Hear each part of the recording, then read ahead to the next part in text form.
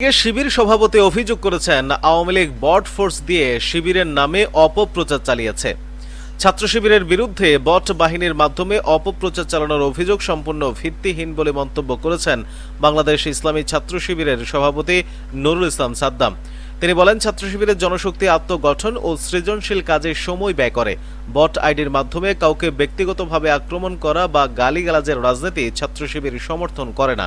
সম্প্রতি এক অনুষ্ঠানে তিনি এসব কথা বলেন। ছাত্র শিবিরের কেন্দ্রীয় সভাপতি বলেন, আওয়ামী লীগ ও তাদের মিত্ররা দীর্ঘদিন ধরে বিলিয়ন ডলার ব্যয় করে একটি বড় বট ফোর্স তৈরি করেছিল।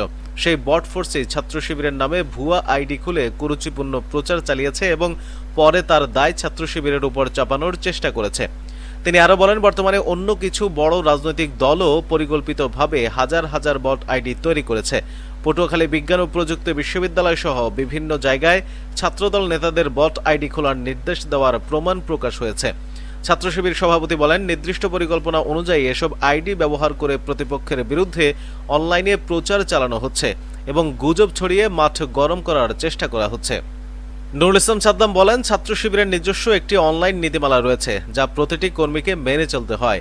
কেউ নীতিমালার বাইরে গিয়ে অনলাইনে গালিগালাজ বা অভদ্র আচরণ করলে সংগঠনের পক্ষ থেকে তার বিরুদ্ধে সাংগঠনিক ব্যবস্থা নেওয়া হয়।